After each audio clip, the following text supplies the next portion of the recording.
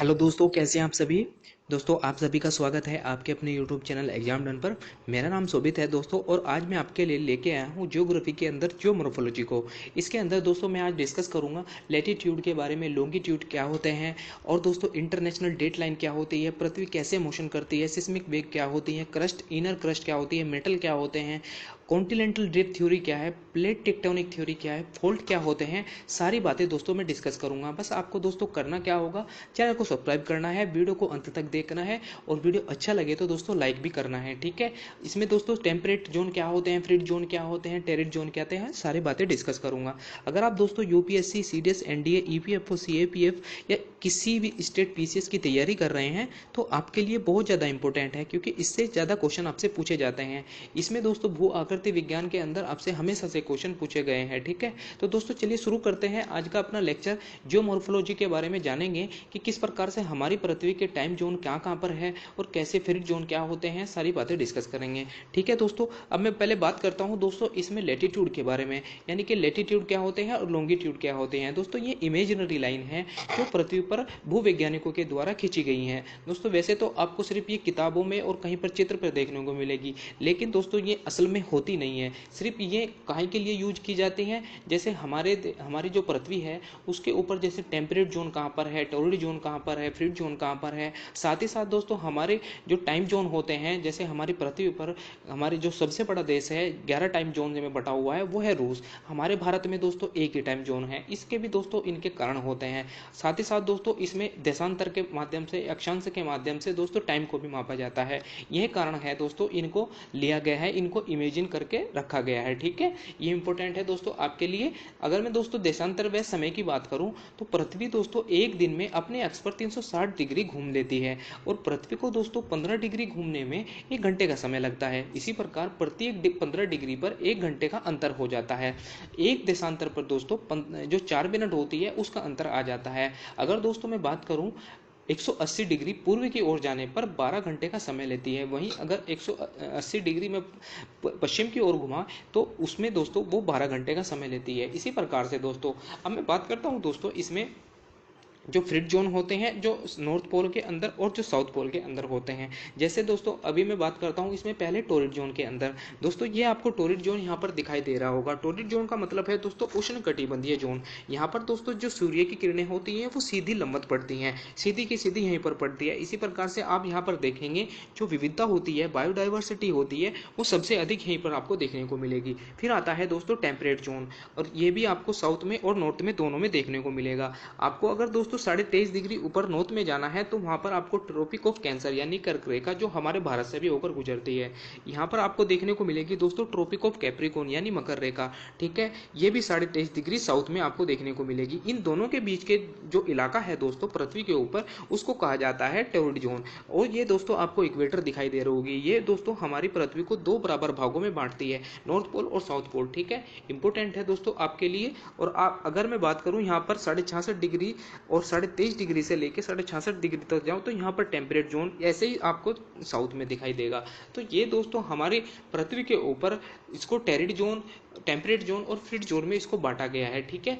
इसको मैं आपको, ये भी आपके लिए बहुत इंपॉर्टेंट है क्योंकि ये भी आपसे क्वेश्चन में पूछा जाता है। अगर मैं दोस्तों मैं भारत के बारे में बात करूं कि हमारे भारत में क्या 2 टाइम जोन होने चाहिए, क्योंकि भारत तो विशाल एक देश है, क्योंकि भारत का जो विस्तार है 97.5 डिग्री से लेकर 78 डिग्री गुजरात तक है। 97.5 डिग्री हम लेते हैं अरुणाचल प्रदेश से, और 68 डिग्री है वो लेते हैं हम गुजरात से। तो इनके बीच का जो अंतर है लगभग 30 डिग्री आ जाता है। इससे पहले दोस्तों मैंने अभी आपको बात बताई थी, अगर हमारी जो पृथ्वी है 15 डिग्री घूम लेती है तो वो 1 घंटे का समय लेती है, लेकिन दोस्तों हमारा जो अंतर है वो जो अरुणाचल प्रदेश से और गुजरात का अंतर है वो 30 डिग्री का अंतर आ रहा है। तो इसका मतलब हुआ तो हमारे जो घंटे हैं वो 2 घंटे का अंतर आ जाता है। हमारे जो पूर्वोत्तर राज्य है अरुणाचल प्रदेश में और जो गुजरात के राज्य में है, तो वहां पर तो दोस्तों कम से कम 2 घंटे का अंतर आ जाएगा। तो ये भी आपको दिक्कत का सामना हमारे भारत के द्वारा देखने को मिलता है। तो कुछ दोस्तों बुद्धिजीवियों ने इसका भी कई कहीं ना कहीं सॉल्यूशन निकालने की कोशिश की है। जैसे मैं आपको बता देता हूं, जो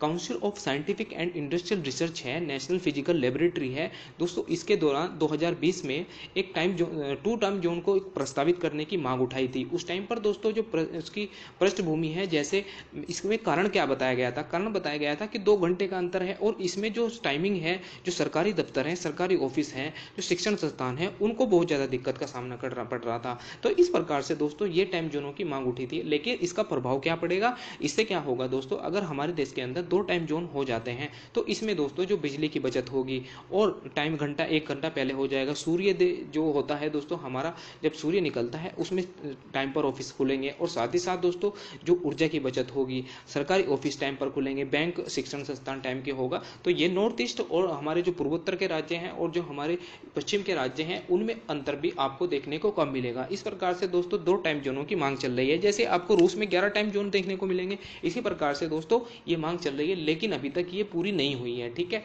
अब मैं बात करता हूं दोस्तों इंटरनेशनल डेट लाइन के बारे में। इंटरनेशनल डेट लाइन दोस्तों आपको ये देखने को मिलेगी, यहाँ पर अगर आप जाएंगे इधर को तो यहाँ पर आपको 1 दिन का समय आपको इधर को मिलेगा और 1 दिन का समय आपको इधर को मिलेगा। ठीक है, इसमें इतना अंतर आपको दिखाई देता है। अब इसमें दोस्तों जो इक्वेटर है, इक्वेटर लगभग 13 देशों से होकर गुजरती है। यहाँ पर जब दोस्तों जो शुरू होती है इक्वाडोर के नाम से, जिसको आप जानते हैं, लगभग 13 देशों से होकर गुजरती है। और जो दोस्तों ट्रॉपिक ऑफ कैप्रिकॉर्न है, ये लगभग दोस्तों 12 देशों से होकर गुजरती है। ट्रॉपिक ऑफ कैप्रिकॉर्न का मतलब है जो आपकी हमारी मकर रेखा है, और वही दोस्तों जो हमारी ट्रॉपिक ऑफ कैंसर है, जो कर्क रेखा है, वो लगभग दोस्तों वो गुजरती है लगभग 18 देशों से। ठीक है, ये भी आपको बातें ध्यान रखनी है। अब मैं बात करता हूं दोस्तों जो हमारी पृथ्वी है वो परिक्रमा कैसे करती है, जो मतलब घूर्णन करती है वो कैसे करती है। दोस्तों 2 प्रकार की गति होती है, जैसे रोटेशन होता है, रिवोल्यूशन होता है। रोटेशन में दोस्तों हम बात करेंगे जो हमारी पृथ्वी है वो अपने ही अक्ष पर घूम रही है, अपने आप ही घूम रही है। ठीक है, और कितने समय ले रही है, 24 घंटे का समय लेती है, जिसको आप 1 दिन का समय कह देते हैं। वहीं अगर मैं रिवोल्यूशन की बात करूं, जो हमारी पृथ्वी है सूर्य के चारों ओर तक चक्कर लगा रही है, इसमें कितना समय लेती है, 1 वर्ष का समय लेती है, जिसमें आप सीजन को देखेंगे, स्प्रिंग होगा, समर होगी, फॉल होगी, विंटर होगी।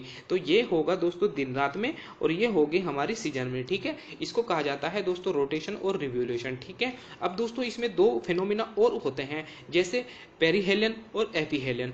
इसमें दोस्तों अगर उपसर्ग होता है, जैसे कि हमारे पेरीहेलियन होता है, तो हमारी जो पृथ्वी होती है 5 जनवरी को वो सूर्य के सबसे ज्यादा नजदीक होती है, और जो एपीहेलियन होता है दोस्तों हमारी जो पृथ्वी होती है 5 जुलाई को वो सबसे ज्यादा दूरी पर होती है। 5 जनवरी को दोस्तों सबसे ज्यादा नजदीक होती है और 5 जुलाई को दोस्तों सबसे ज्यादा दूरी पर होती है। इसमें यही अंतर पाया जाता है। ठीक है, लेकिन आपको पता होगा दोस्तों जो हमारी पृथ्वी है जब वो नजदीक होती है तो क्या वो गर्म ना होती, लेकिन यहाँ पर हमारे 5 जनवरी को क्या होती है, बहुत ज्यादा ठंड होती है। ये फिनोमिना है दोस्तों, क्योंकि दोस्तों हमारी जो पृथ्वी है वो सूर्य की जो किरणें हैं वो पृथ्वी पर जब गिरती है तो वो मकर रेखा पर गिरती है, यानी कि ट्रॉपिक ऑफ कैप्रिकॉर्न पर गिरती है, जिससे कि जो नॉर्थ पोल है वहां पर ठंड का अभाव होता है, ठंड होती है सबसे ज्यादा। ठीक है, तो इस प्रकार से दोस्तों हमारी जो पृथ्वी है वो रोटेशन भी करती है। जैसे 23.5 डिग्री हमारी पृथ्वी झुकी हुई है, 23.5 डिग्री हमारी पृथ्वी झुकी हुई है, तो इसी प्रकार से वो अपने आप को रोटेट करती है। ठीक है, अब मैं बात करता हूं दोस्तों इसमें पहले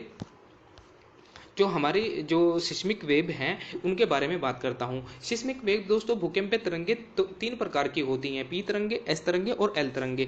इसकी बात नहीं करेंगे, इसकी बात हम बिल्कुल भी नहीं करेंगे, इनकी बात करेंगे तीनों की, जो तीनों वेव हैं, जैसे पी तरंगे, एस तरंगे और एल तरंगे। ठीक है, इनको कहा जाता है, पी तरंगों को दोस्तों प्राइमरी वेव भी कहा जाता है और प्रेशर वेव भी कहा जाता है। ठीक है, एस तरंगों को दोस्तों सेकेंडरी वेव कहते हैं और एल तरंगों को यानी कि लव वेव भी कहते हैं। पी तरंगों की जो दोस्तों इसकी गति होती है, वेलोसिटी होती है, वो सबसे अधिक होती है, लेकिन इसकी जो एस तरंगे होती हैं इनकी कम होती हैं। किससे, इससे पी से। ठीक है, इसका जो माध्यम होता है, इसकी जो मतलब इसका जो मूव करने का जो मीडियम होता है पी का, वो होता है दोस्तों ठोस, तरल और गैस, यानी कि जो सॉलिड है और लिक्विड है और गैस है, तीनों माध्यम से दोस्तों ये चल सकती है। और दोस्तों जो एस तरंगे हैं वो सिर्फ केवल और केवल सॉलिड माध्यम से चल सकती हैं। ठीक है, और इनकी जो दोस्तों फ्रीक्वेंसी होती है पी की जो पी तरंगे होती हैं उसकी जो सबसे ज्यादा होती है। ठीक है, ये भी बातें आपको ध्यान रखनी है, और एस की पी से कम होती हैं, और इसकी तीव्रता यानी कि इसकी जो इंटेंसिटी होती है पी वेव की वो सबसे कम होती है, ठीक है, और एस की पी से अधिक होती है, ठीक है। ये भी आपको बातें ध्यान रखनी है। सिमिलरिटी क्या होती है दोस्तों, मतलब सिमिलरिटी यानी कि इसकी जो सदृशता होती है, पी कैसी दिखाई देती है, ये सिर्फ आपको दिखाई देगी साउंड वेव की तरह, और ये दोस्तों व्यवहार करेंगे किसकी तरह, एस वेव की, यानी कि प्रकाश लाइट की, मतलब प्रकाश की तरह, यानी कि लाइट वेव की तरह ये व्यवहार करेंगी। आपके लिए बहुत ज़्यादा इंपॉर्टेंट है, ये भी आपसे क्वेश्चन पूछे जा सकते हैं, ठीक है दोस्तों। अब मैं बात करता हूँ दोस्तों इसमें जो हमारी पृथ्वी है उसके बीच के भाग, इसके अंदर के भाग को कि किस प्रकार से उसको बांटा गया है। दोस्तों सबसे पहले मैं बात करता हूं इसमें क्रस्ट की, जो आपको जो ऊपर का भाग आपको दिखाई दे रहा है, ये है दोस्तों क्रस्ट यानी कि भूपर्पटी। दोस्तों इसमें सबसे ज्यादा ऑक्सीजन पाया जाता है, सर्वाधिक मात्रा में दूसरे स्थान पर पाया जाता है सिलिकॉन।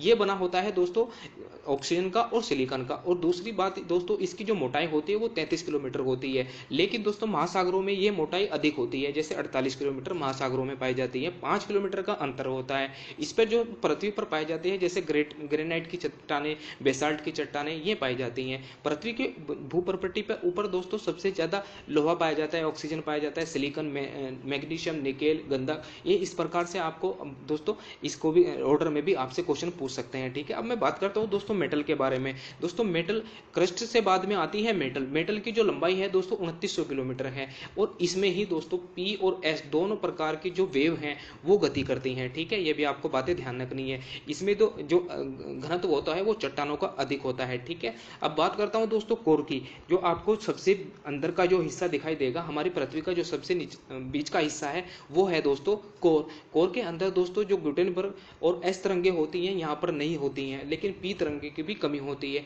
इसकी जो मोटाई होती है लगभग 5100 किलोमीटर होती है।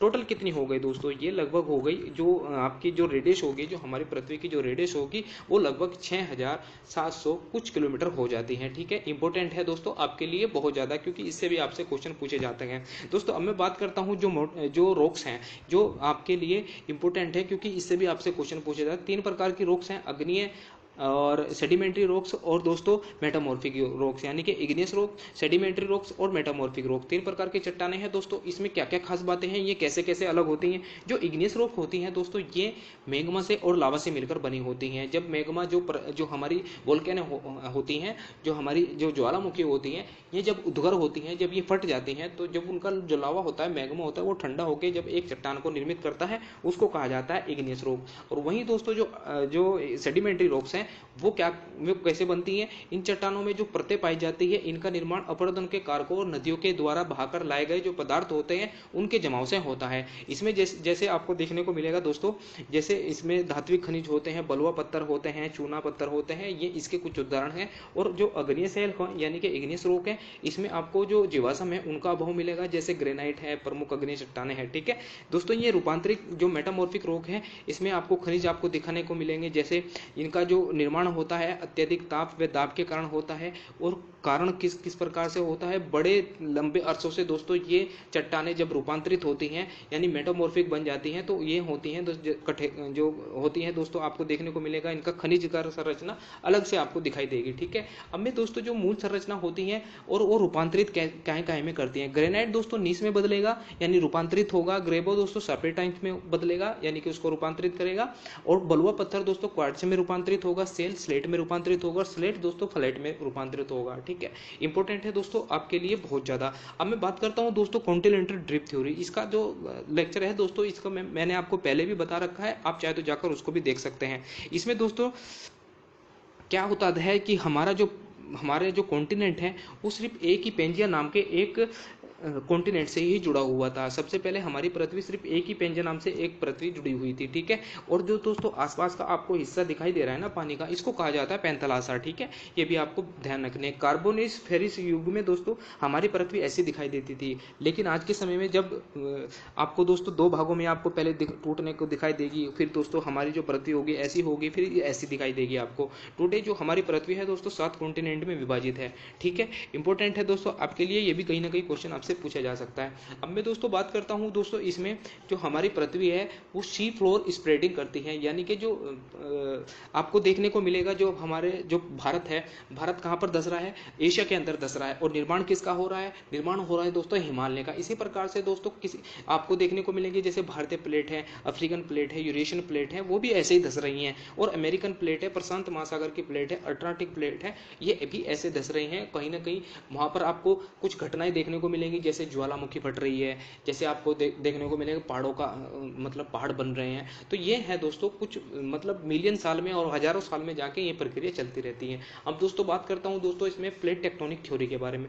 प्लेट टेक्टोनिक थ्योरी दोस्तों आपको देखने को मिलेगी, जैसे जैसे आपको ये जो भ्रंश हो रहा है, मतलब जो लिथोस्फीयर है और ये भी लिथोस्फीयर है दोस्तों, ये क्या कर रहे हैं, ये जो प्लेट है ये इसके अंदर धस रही है, तब जाकर यहाँ पर आपको देखने को मिलेगा घर्षण के कारण आपको ज्वालामुखी का उद्भव देखने को मिलेगा। ठीक है, वोल्केनिक का ऑपरेशन होगा और साथ ही साथ दोस्तों पहाड़ भी वहीं पर बनेंगे। ये है दोस्तों यहाँ पर ट्रेंच आपको दिखाई दे रहा होगा। यही कारण है दोस्तों, जो पृथ्वी है, जो पृथ्वी की जो मैंने आपको प्लेट बताई, प्लेट टेक्टोनिक थ्योरी के माध्यम से ये सब चीजें आपस में जब धसती हैं, इनको ही कहा जाता है दोस्तों प्लेट टेक्टोनिक थ्योरी।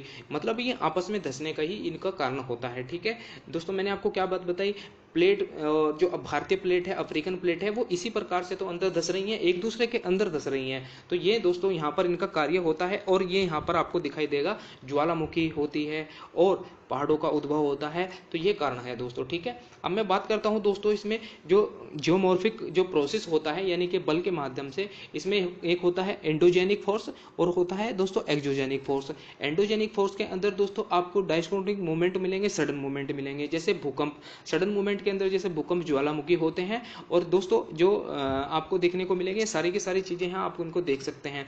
जैसे मैं दोस्तों इसमें बात करता हूँ वेदरिंग के बारे में और इरोजन के बारे में। इरोजन के बारे में दोस्तों सबसे पहले तो इसमें जैसे जल का प्रवाह होता है और विंड होती है, हिमनद होता है और सागरीय जो तरंगें होती हैं, ये आती हैं दोस्तों एक्सोजेनिक के फोर्स के अंदर। ठीक है, ये हमारी पृथ्वी के ऊपर दोस्तों ये सब क्रियाएं चलती रहती हैं, जैसे जल का प्रवाह, पवन, हिमनद, ये सभी की सभी बातें हमारे पृथ्वी के ऊपर होती रहती हैं। ठीक है, यही सब बातें हैं दोस्तों, इनको भी आपको ध्यान रखना है। अब दोस्तों फोल्ट के बारे में बात करते हैं। फोल्ट क्या होता है दोस्तों, जब भूपटल में एक दूसरे के सारे चट्टानों का रूपांतरण होता है, उसको कहा जाता है दोस्तों फोल्ट, यानी भ्रंश कहते हैं। इंग्लिश में इसको फोल्ट कहते हैं और हिंदी में इसको भ्रंश कहते हैं।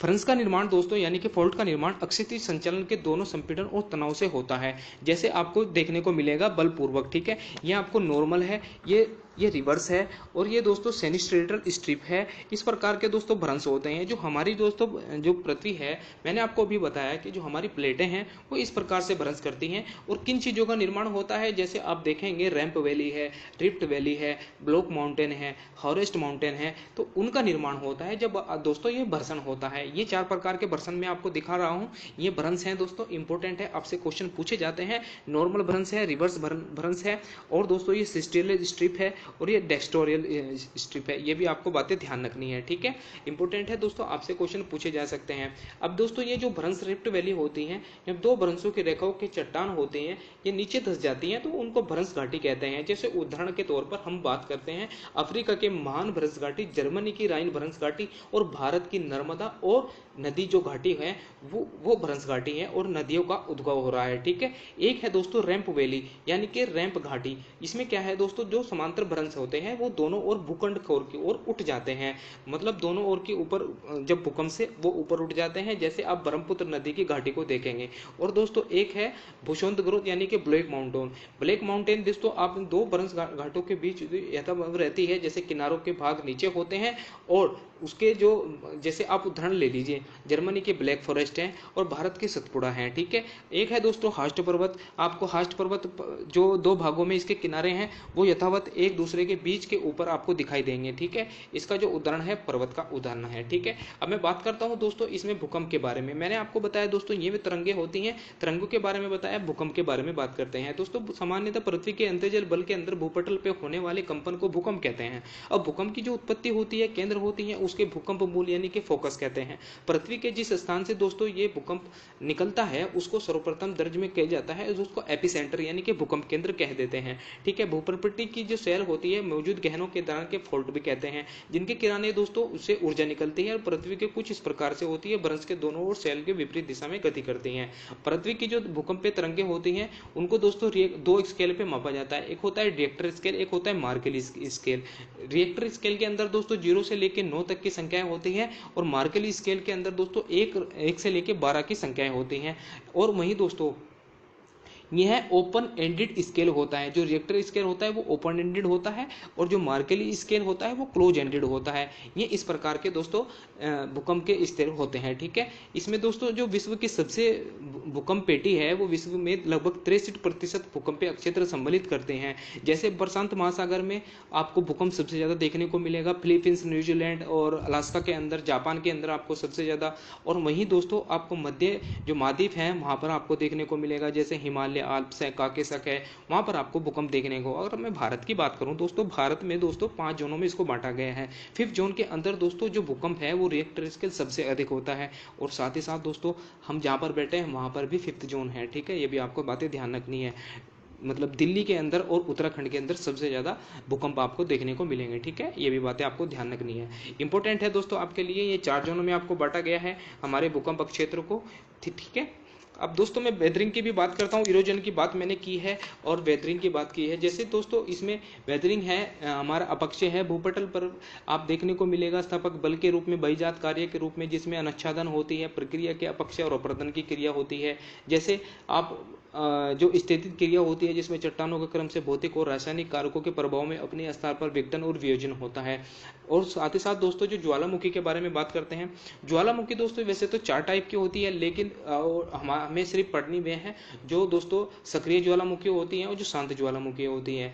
सक्रिय ज्वालामुखी दोस्तों 2 प्रकार की होती हैं, जैसे मैग्मा के भूप्रपट्टी के बाहर में शीत करके ठंडा होने के उनको स्थलाकृति बनती है और बाह्य स्थलाकृति बनती है। ठीक है, ये भी आपको बातें ध्यान रखनी है। 2 प्रकार की होती हैं, सिर्फ हमें यही बातें ध्यान रखनी है और हमें फालतू कोई चीजें नहीं पढ़नी है। अपर्दन दोस्तों क्या होता है, दोस्तों जो गति क्रिया होती है भूपटल की चट्टानों पर, जैसे छोटे छोटे टुकड़े टूटकर एक रूपांतरित में निक्षेपित करता है, जैसे निम्नीकरण होता है, जैसे नदी बनती है। और दोस्तों अपर्दन का मतलब, इरोजन का मतलब होता है कोई लैंडस्लाइड हो जाती है उसको अपर्दन या निरोजन कहते हैं। ठीक है दोस्तों, नदी होती है वी घाटी की गर्ज के, आपको ये भी बातें ध्यान रखनी है। जो बातें इसमें बता रहा हूँ ये सब के सब दोस्तों ये इंपॉर्टेंट चार्ट है आपके लिए, क्योंकि इससे भी आपसे क्वेश्चन पूछे जा सकते हैं। जैसे आपको ये कैनान देखने को मिलेगी, ठीक है, ये प्लेटू है, ये यहाँ पर लेक बन गई, फिर दोस्तों यहाँ पर ये वैली है।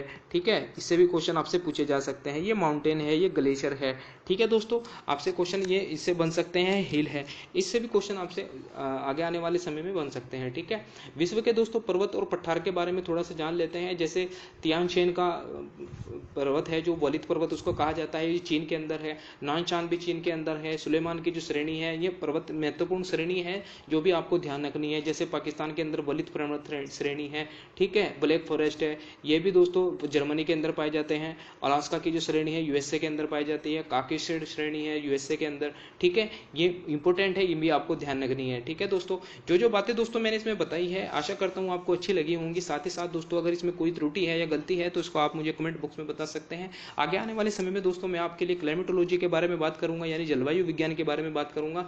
वीडियो को लाइक करना मत भूलें दोस्तों, अच्छा लगे तो, और चैनल को सब्सक्राइब करना मत भूलें, जिससे कि आने वाले समय में मैं आपके लिए और नई अच्छी वीडियो लेके आता रहूं। थैंक यू दोस्तों, मिलते हैं अपने नेक्स्ट वीडियो में।